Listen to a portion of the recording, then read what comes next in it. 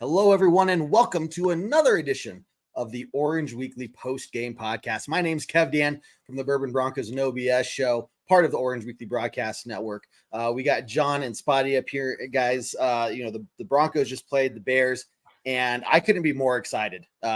Things are, big news. NSYNC came out with a new song, and I'm just over the moon. I'm over the moon excited. Okay. They're touring, Kev Dan. They're touring. So, yeah, they are. I'm ready to go see them. I don't even know. What happened to the Broncos game, though? What happened? A lot, actually. Okay. You couldn't have turned the channel on this one. Well, a lot did happen. Kevin, normally this is sad whiskey for the first 3 weeks of the season. But today this is happy whiskey. And I love it. I'm enjoying it much more this week than it would be the first 3 weeks of the season. Hey guys, I don't know how often we do these, happy post-game shows, but today is one of them. We have a game in which overall, if you want a big picture summary from the game, it went, okay, we look good. We suck. Our defense sucks. Defense sucks. We win. So, Kev Dan, I think that was like the house was on fire, but it poured. It was a torrential downpour all of a sudden, and it put the fire out. It's fine. Yeah, it's fine. It's fine. We're fine.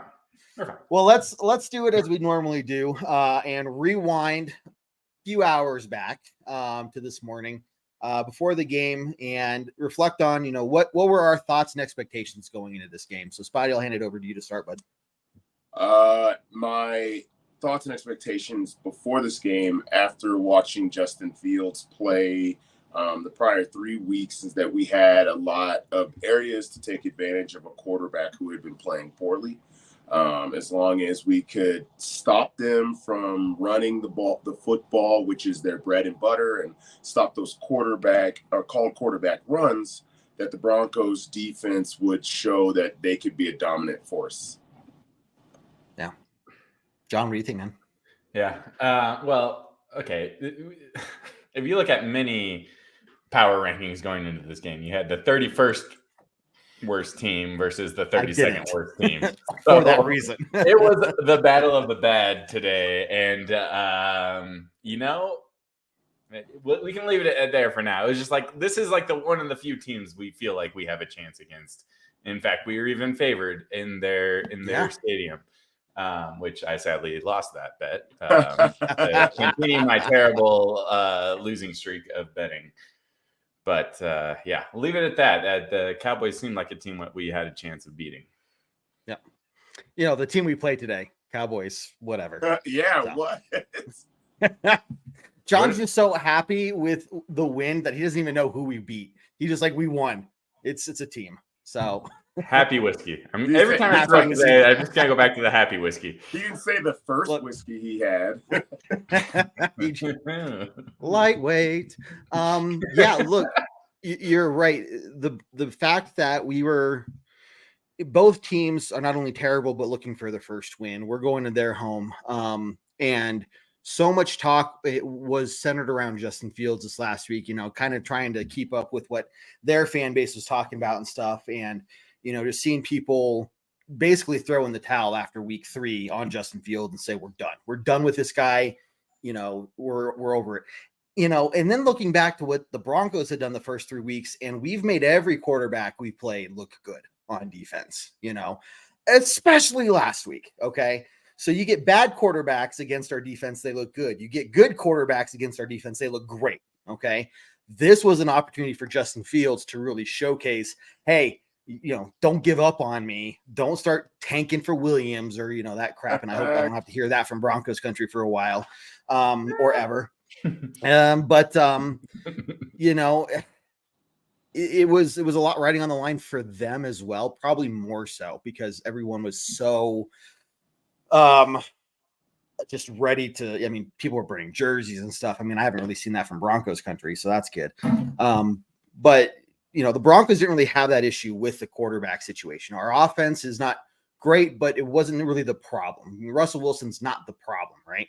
So the question is, what our defense going to do after this last week? And that was the big concern for me going into this game is just, man, if they're not able to pull their heads out and, get things going again, this is a game that could get ugly very quick for us.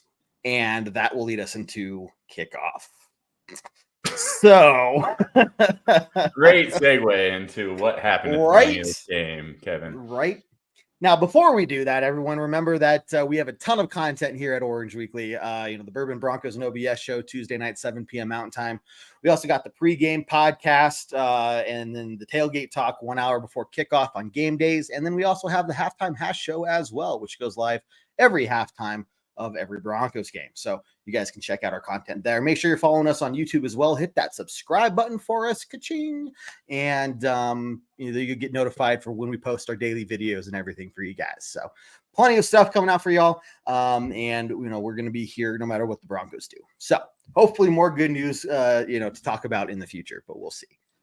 Right now we're just living good on this win. Hey, we won a game. We won a game. Yeah. There you go, Scotty. I love it. Love it, man. So kickoff, guys. Let's go through the first quarter or the first half, like offense. I think there's a lot of, good there. Or, well, maybe not good. Better things, not as bad things to talk about as there are on defense, right? But, third game this season out of the 4, we're opening drive for the Broncos. We go down and get a touchdown. Pretty impressive compared to where we've been the last 6-7 years. No, it's true. I think that's the issue though, Kev, because then we know that it gets us a little high because we're like, you know what? If we can score on the first one, then we'll be fine. We got a little stagnant in our play calling after the touchdown. I'm not sure if it, what we were thinking, and obviously Javonte not playing the rest of the first half also is a big hurt us a lot. But our play calling has to get more interesting. I don't know what it is about the vanilla first half that we had this, but luckily it was the first half this game, right? I'm telling you, it was a strategy.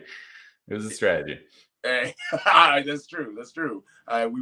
We had those other second halves of those other games but we were a little more vanilla in this first half. So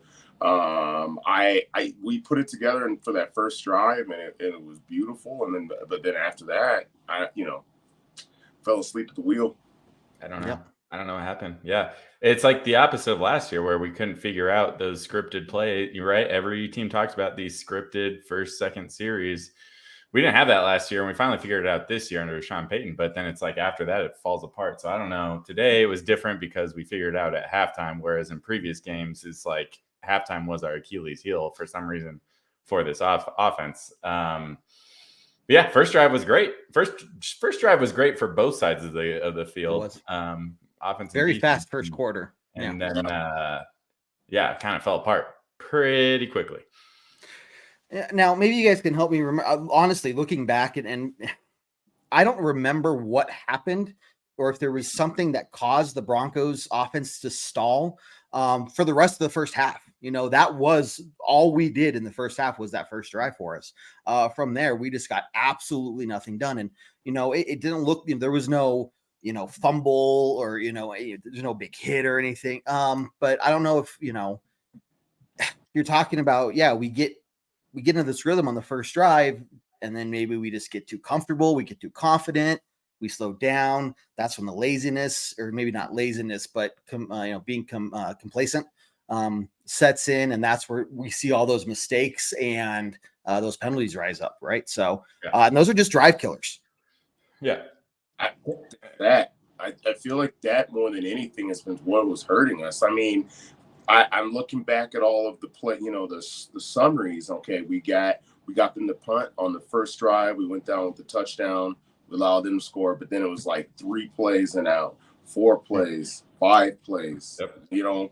You're right. I'm appreciative of the fact that the issue hasn't been the turnovers, because those are those glaring things, those screeching things. We're like, okay, how do we stop giving up those turnovers? But a lot of times when it comes to turnovers, you don't have unless your QB or a lot of fumbles, there's not a lot of fixes to those. But there are things that we can see in these stagnated plays, holds or, those swing out passes real quick that I'm sorry, just aren't working for us. Trying to get that quick out to run up 3 yards, or better yet, our wide receivers don't block in a way that some of these other teams do to even do that. So, just look at it. There's 3 plays out, 7 plays, 10 plays, but then we scored, right? We know that if we can get the juices flowing, that we get ourselves into the end zone. Yeah. To specifically answer your question, and you talked about it, Spotty, is penalties.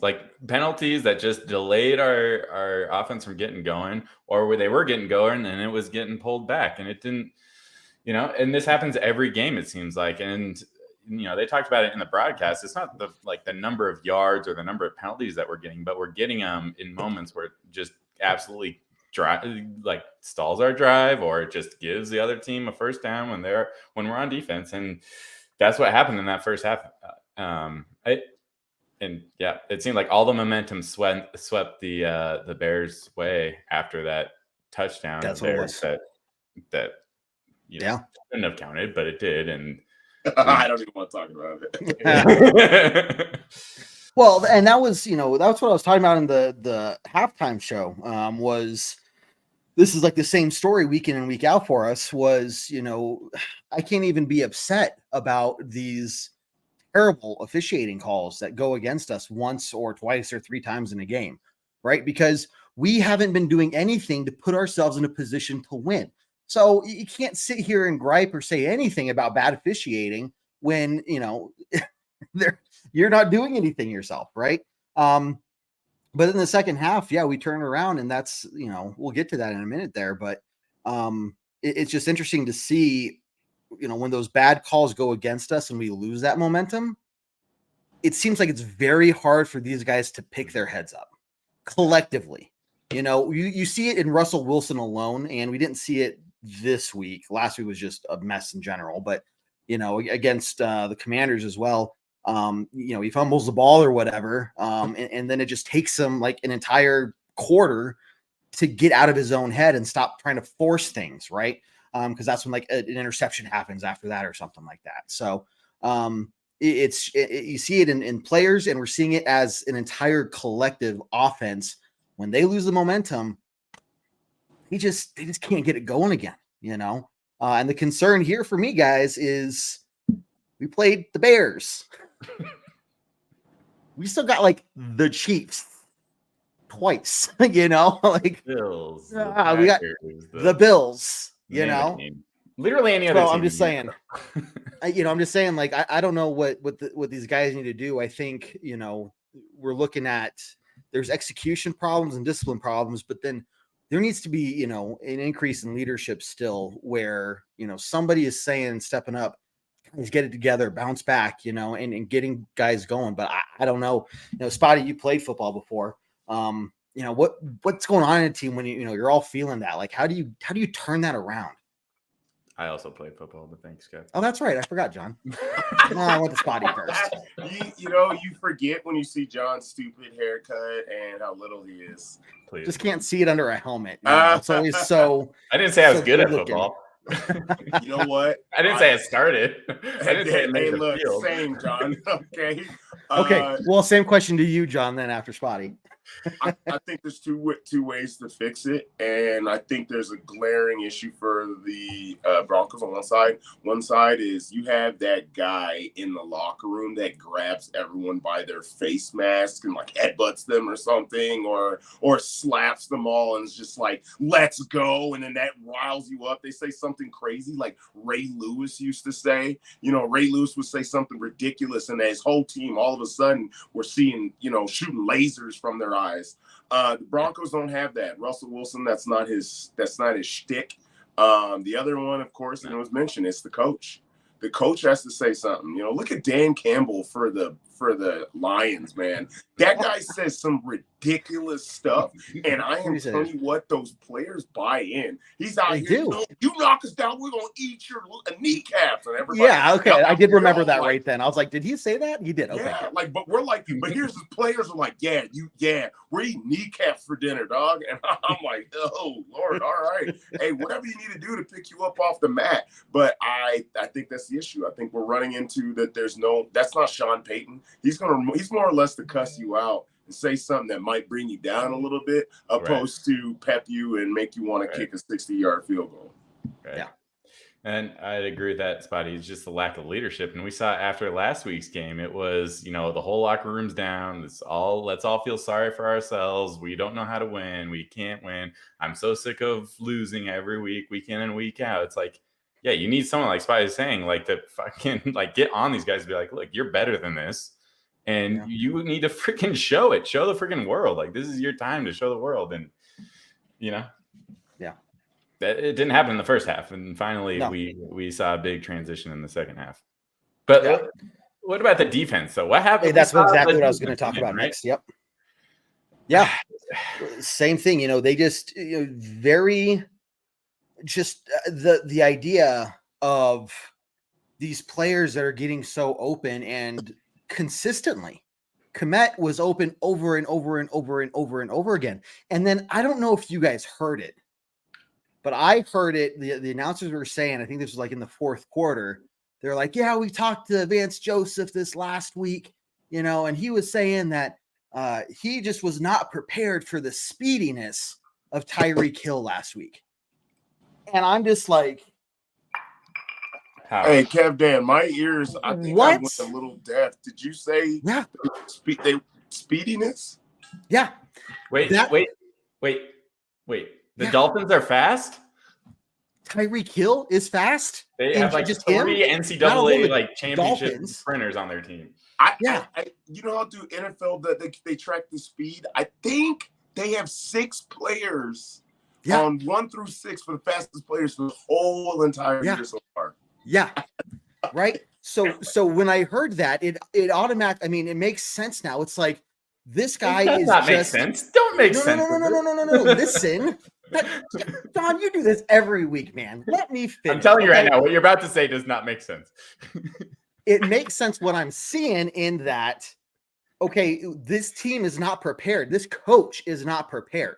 Okay, he is not. If he's coming in and not even considering that Tyreek Hill might be fast, okay, then it makes sense that what I'm seeing here is absolute garbage. John's still not even listening. I'm glad you're at least, trying to follow along, Spotty. Okay. But, and then also, why would you tell them that? Like, you're just admitting. So look, we won. Nobody's getting fired after a win, right? Probably not. Especially because of the way the defense decided to, we can hit players and stop the ball, at the last couple drives of the game there. But it seems like there's just this total, I don't even know what world he's living in. We're seeing these guys get open over and over and over again, and this system is not working. Justin Fields is picking us apart, was 15 for 15. Okay, 2 is one thing. Fields, 15 for 15. Guys, there is a big problem. And I don't know, to me, you throw out the defensive playbook, the entire scheme, and start from scratch. Yeah. With 2 weeks in a row, we're seeing teams break some record for their franchise, right? Started out the game 15 for 15. He finally had an incompletion because it was the last pass of the first half for 40 yards. Hail Mary. And then he came out, and I think he got the next 3 completions. It's embarrassing. You're right. Tua is one thing. And guess what? They almost broke their record for most consecutive completions to start a game last week. I'm going to get real sick.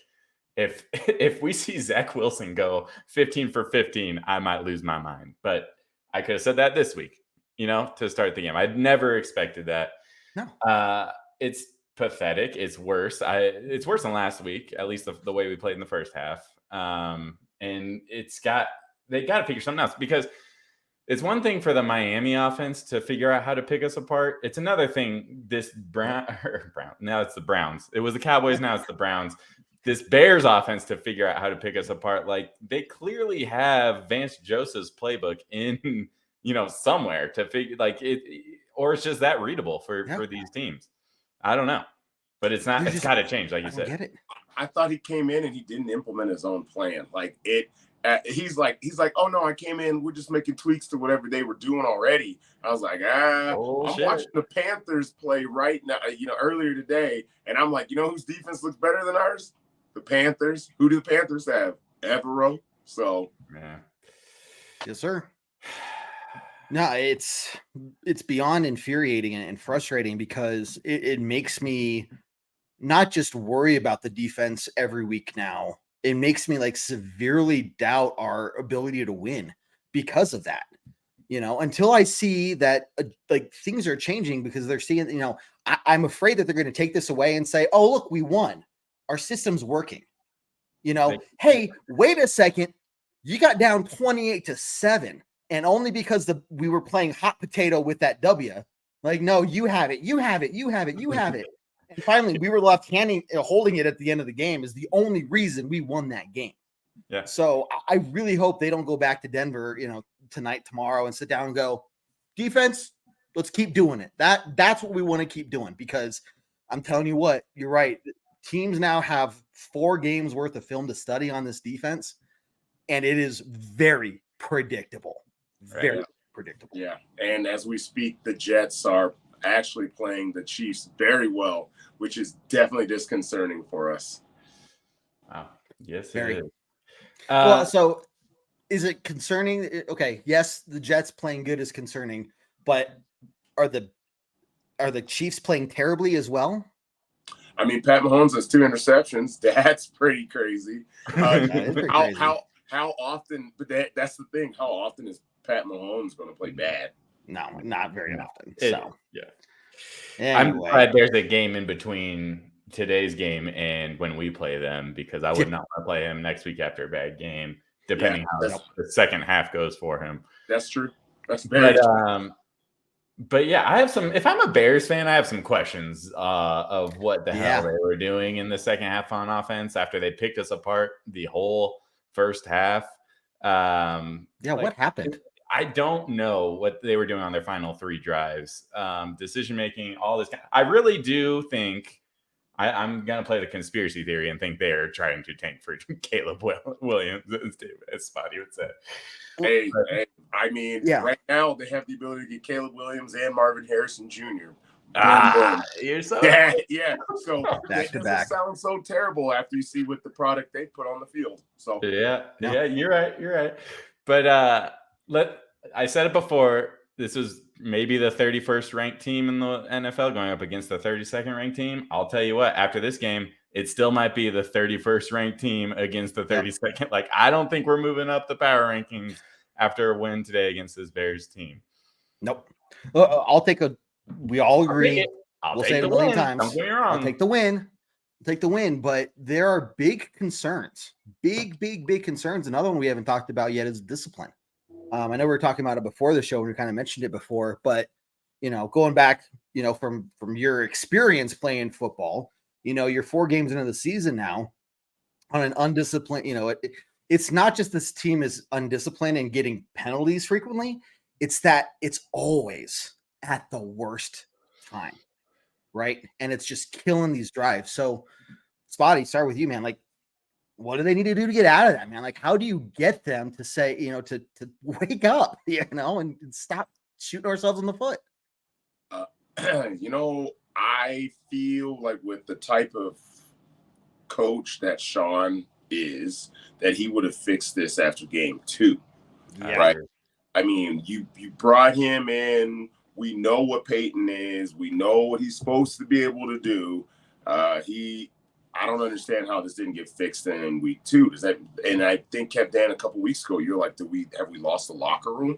I think that was the question that we've asked. And I think the other is, again, the coach, all's well and great. The coach is on the sidelines, but we also need some player, like, Peyton Manning, Von Miller to kind of be like, hey, guys, what are you doing out there? We need, somebody to step up. But we don't have that. It might be Justin Simmons, but I still don't see Justin Simmons as that, loud in your face, no. Get your ish together kind of person. So I think if somebody could learn to step up, maybe one of the two linebackers, Singleton or Jose, if they could, show everybody, hey, they're already wild, man. We know that they're running around the field all the time. Now show everybody else that a wild man can also be a leader. Yeah, I would agree with you there. And you might be right with Justin Simmons, but the way he plays the game is his leadership. And that, I think, man, that has been missing the last 2 games. I hope he's back next week because I'm sorry, we do not have an answer there, especially with Caden Stearns out for, I think, the year. Turner Yell is not getting it done in that position. He's trying. He's trying. He's doing his best. Like how often today did he miss tackles? Like, it wasn't great, but like when he got there, like he made sure to wrap up at least, Yeah. I think he had 10 tackles almost. Yeah. So, I mean, at least he's doing what he can, I can't ask him to do any more at his skill level, from where he's at and what he's doing. He came in as the number 3 in that position to start the year. Backup goes down week 1, and now the starter's down. Like, it's a tough position to put him in. Don't get me wrong. And you put him on the same side of the field as Pat Surtain, you would imagine that's going to help him a bit. But, I mean, the offense has figured it out, how to exploit him. So we need Justin back there for sure. Yep, most definitely. Okay, second half. Look, interesting things happened. I always say make sure you watch the entirety of the game because you never know what's going to happen. Where's David from? Going? I don't know where David from is. Yeah. Wow. I'm pretty sure he's the reason we came back in this game. No, yeah, John, you're frozen. No idea. You're frozen. Say that again. Well, he's gonna have to restart. Anyway. Yeah, we'll wait till he's back. Okay. Offense got going, man. What'd you see from the offense that that you thought was maybe the reason why they started clicking? We're running the football and we're running it hard. Crazy how that happens, huh? It's weird. Jaleel McLaughlin, 10.3 yards a carry. He was great. I was actually amazed to see him get more carries than Samaje. I could be wrong about that, but I feel like he got more carries than P. Ryan. Imagine an undrafted guy coming in and taking carries away from a guy that we paid money to come to our team. It's not like we paid him nothing. We paid Samaje P. Ryan like second best running back on the team kind of money, almost first, because running backs don't get paid or anything like that. So I think turning around, running the football was great. I also feel like we were moving the pocket a little more with Russell, so he was kind of getting out into the flat areas and was he was working with his legs, man. And I think that's his strength. They were talking frequently throughout the game about how they want Russ to be more of a pocket quarterback going down the field until they're in the red zone and then let him use his athleticism. To me, that still is, kind of restraining him too much. I mean, he's been in the league for over 10 years now. I'm kind of surprised it's not like, what you're capable of. Go be yourself, like the entirety of the game. I understand, you need to work on becoming a better pocket passer, but don't stop being who you are. So, say that, and we see him being more mobile in the second half, things start clicking, running game starts clicking, because now you have to worry about, is Russ going to move or whatnot? And, I hope that's something they continue moving forward with. It's just be more relaxed with letting Russ be Russ. Yeah. I don't know. I thought it was going to be the same thing coming out of halftime. We went 3 and out to start, and then we gave it back to him. I think did they score on their first drive after halftime too? Were we down 28? Okay. It was 28-7 at half. Yep. No, it was 21-7 at half. 21 I was wondering You're when right. So they did. They their did. fourth touchdown. I couldn't remember if it was their first drive of that second half. Anyways, you're right. I thought it was going to be more of the same, and then we started turning around once. Well, you guys are right. Like Russ could figure out, hey, I could actually run the ball. If I'm under duress and I have this opening, and he figured it out. Jaleel McLaughlin, to Spotty's point, absolute stud. The other guys went 8 carries for 12 yards. Less than 2 yards a carry, and he busts out 10 yards a carry, 7 attempts, 72 yards. Like, let's get more of that going, because it was a spark we needed. It came at a time when our offense was just not clicking, and he brought it, and then and then he had that amazing reception too, where he broke a few tackles for 20 yards. The dude's he's a difference maker, and he was today. 3 catches, 32 yards, and a touchdown, right? Like, that's a solid fantasy day right there. Sure, 19 sure points, is, man. 19 points. Check him out on the waiver wire. Hey, jeez, dude. I love it. I love it. It's going to be interesting to see, with Javonte Williams' hip injury, what the extent of that is. If he's going to miss any time or whatnot. I think there's a serious conversation to be had here for the number 2 running back position. I get that you're paying P. Ryan, but if he's not performing and you got McLaughlin, who's, getting 10 plus yards per carry compared to P. Ryan, who had 6 carries for 12 yards, I'm going to go with, I don't care if he's undrafted. I'm going to go with the hot hand there. Right. Well, so might be another Philip Lindsay situation. Could be. The other thing too is P. Ryan is very much, he's a similar skill set to Javonte Williams. Whereas McLaughlin is just, change the pace, get him out on the outside, get him once he's in the open field. Like he is shifty. Let's put it that way, and hard to bring the guy down. So I love the compliment that he could bring to Javonte Williams.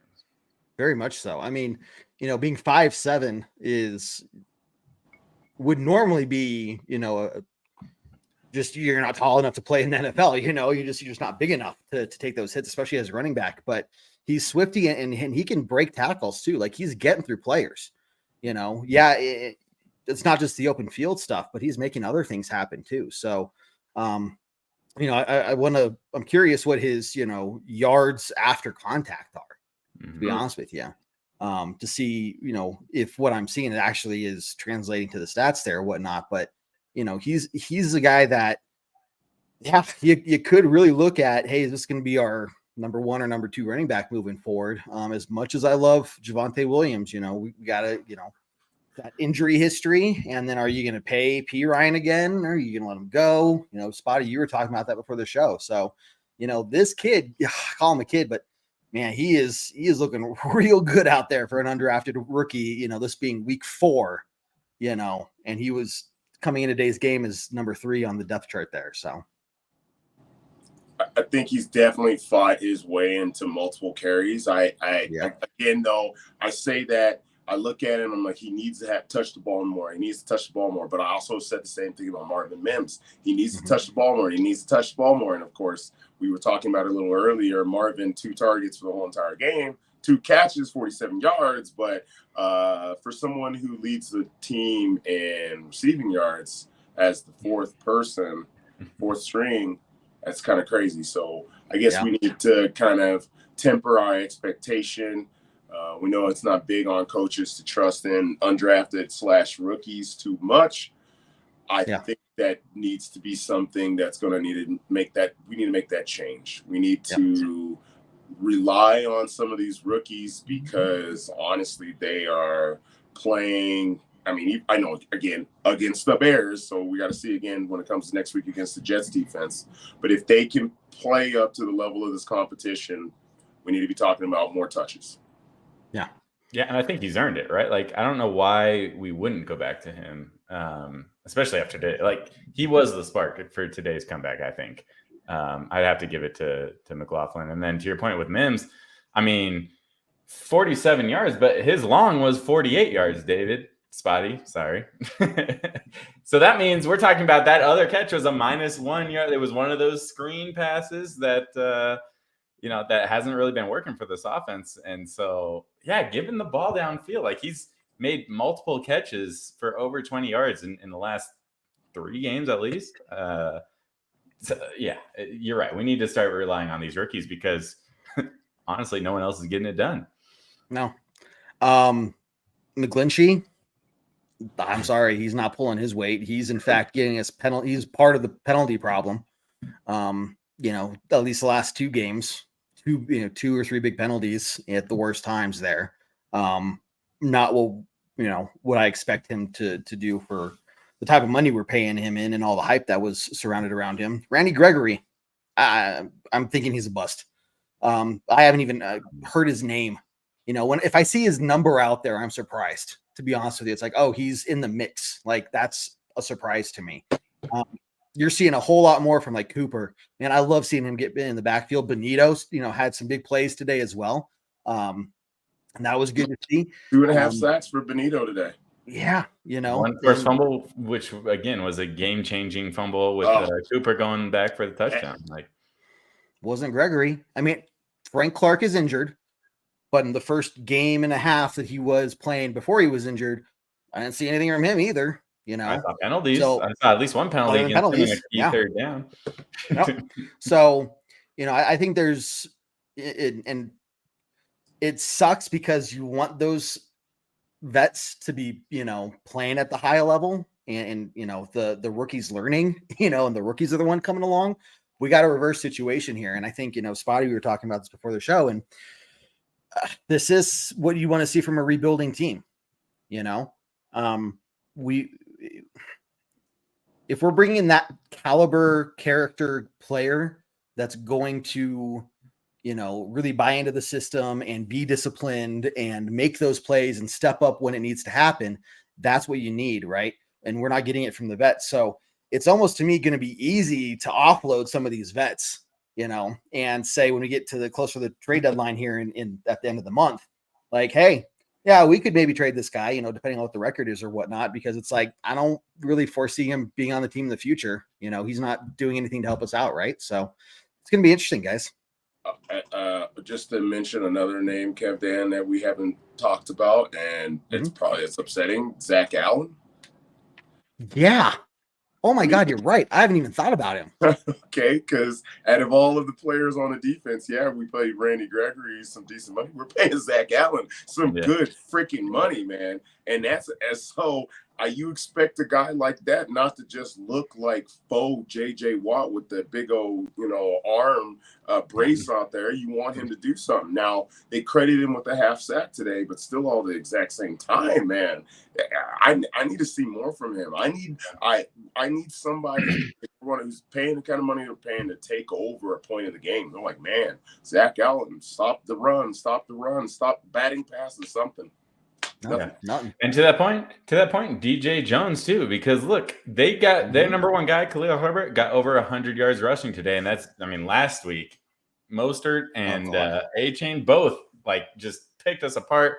Not to mention Tua, and again, they seem like we made the Bears look like a very legitimate offense again, and it's like, I don't get it because it's the same guys that we had last year, right? Mm-hmm. Different offense or defensive coordinator, and I don't know what the difference is because we're not getting to the quarterback. We're not putting pressure on these guys. We had a couple of sacks today, but against the Bears, we should be getting to the quarterback a few times a game, if not more. So you know what the difference is. Yeah, I know. We already hit on it earlier. It's the scheme. Yeah. How are we not changing our scheme at this point? And even when they mentioned this is something Miami did last week, and they're using very against the Broncos. Offenses. It's like very different offenses. Yeah, but it's just like things are carrying over now, and it's the Broncos aren't picking up on it, and it's frustrating because it's supposed to be a pro team, and the defense has been what has kept us in so many of these games, year in year out in recent years. And to see them just absolutely fail, On the Super Bowl, the defense has held us. Oh, yeah. Super Bowl 50 was because of our defense, and it's been the same since then. Yeah. And then we come in this year and, we're just going to make minor adjustments. Man, whatever adjustments you did, undo them. you know, they weren't minor. They seemed to be pretty major. They weren't minor. Yeah, they're pretty big. Now, the one thing I will say, I was certain that once we got down 28-7, this team was going to start giving up again, just like we saw last week, especially, we get into the fourth quarter, we're down by 2 touchdowns then, but, it's still, the defense still isn't doing anything at that point, right? But they didn't. So that is very encouraging to me. They battled, players like Benito and Cooper and the young guys, McLaughlin on offense, they battled. They did not give up even when we were down 28-7, right? That tells me that, okay, there's some really good positivity, because after a game like last week, you find yourself in that position again. I am sure it is damn hard not to sit there and be like, right, why here we are again. Same thing again, right? Yeah, exactly. And man, I had the feeling watching that game, end of the third quarter, it was like, really, if we're going to have a chance in this game, which my hopes were up at that point, let's be honest. Like, I was like, okay, if we're actually going to have a comeback here, we're going to have to score before the end of the third quarter. We were driving, we got within the 20. It's like, okay, we have like one play here before this quarter's over. And we did it. And it's like, okay, let's see what happens from here. Stop them. And then, I don't know what happened this second half, the halftime adjustments, whatever you want to call it. But we didn't see it in the first 3 weeks. And it was a breath of fresh air. I am a little worried that the second half was more about the Bears than it was about the Broncos. I have a feeling that when we're going to look at the numbers, we're going to be chatting on Tuesday. Cole Kmet still went absolutely nuts. Second half. He may not have scored he scored 2 touchdowns, something like that. I don't know when he scored his last touchdown, but I'm telling you, Cole Kmet was absolutely still open at all times. And I don't know, man. We made him look like Travis Kelce. Okay. I am a little worried that when I kind of sit down, I look over the last, half of the game, that it was more about them not doing what they were doing the first half, opposed to us scheming for it. I definitely agree with you there, but I feel that way when it comes to their offense versus our defense. As far as our offense goes against their defense, I felt like, and I could be wrong. Again, maybe there's some conspiracy thing going here, and they are actually tanking, because it wouldn't surprise me with some of the decisions they made. But their defense versus our offense, I don't even care if that is the case. Like, we need this momentum to carry forward, because we haven't been getting it done in the second half of games. So it's just good to see that we score 3 of our 4 touchdowns in the second half of a game. Yep. And granted, one was on defense, which holy crap, our defense got points. Like, I'll take it. Holy crap. I harp on Kareem Jackson, but he got an interception in this game, and it came in the most opportune moment, right? Terrible pass, but he was there to capitalize on it. Right.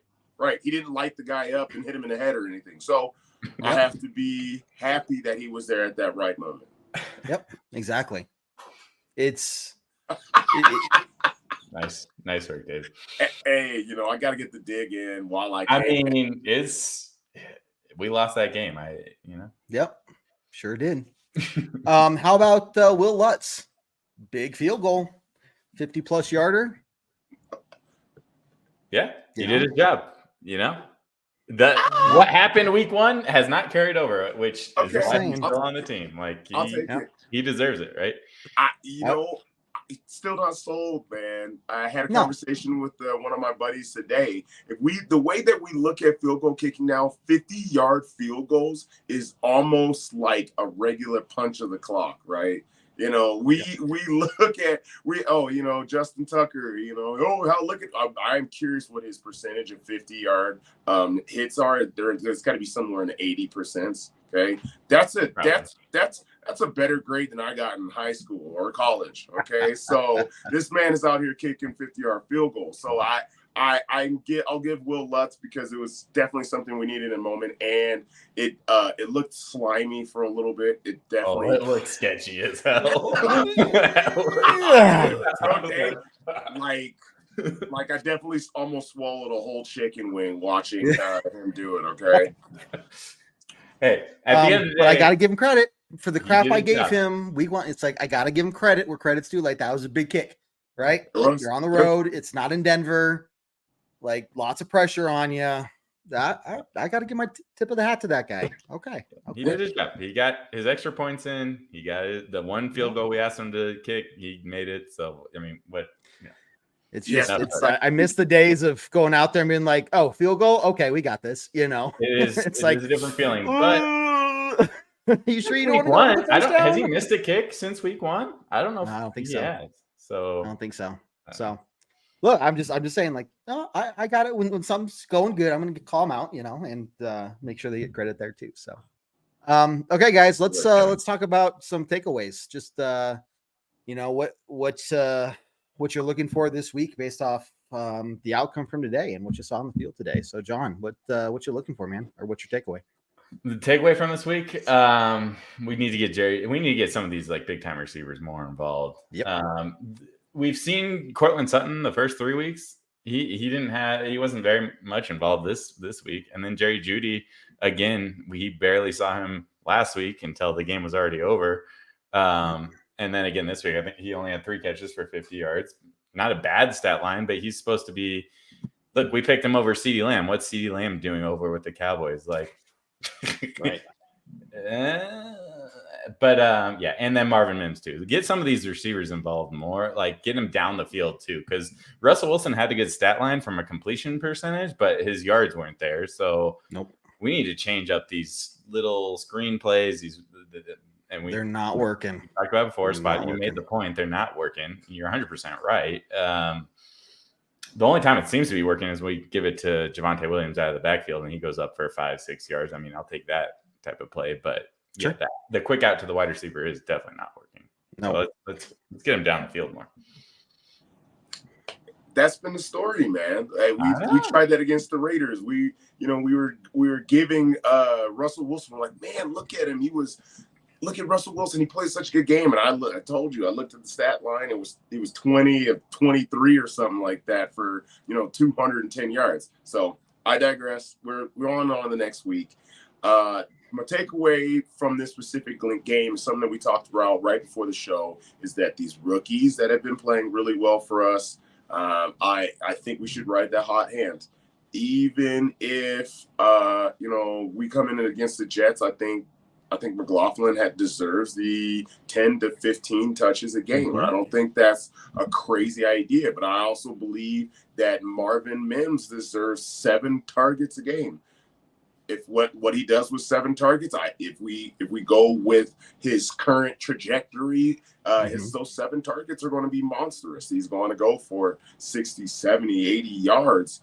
So we need to ride those hot hands. And then lastly, we need to continue to dial up the pressure. We're not going to get lucky, again on play a team like the Bears where their quarterback, he really just wants to get out. He's going to hold the ball too long. We might be able to get to Zach Wilson because he's somebody who still holds on to the ball a pretty long for a good amount of time as well. So that can we get these other packages? Where's those Drew Sanders special package that we were promised?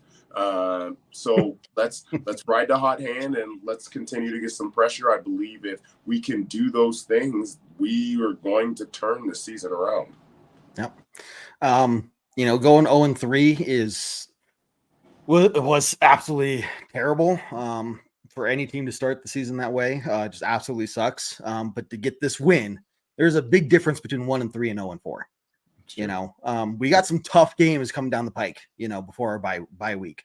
But if we can start getting that, confidence and fixing some of these bigger glaring issues like the discipline, the pass rush, those things, right?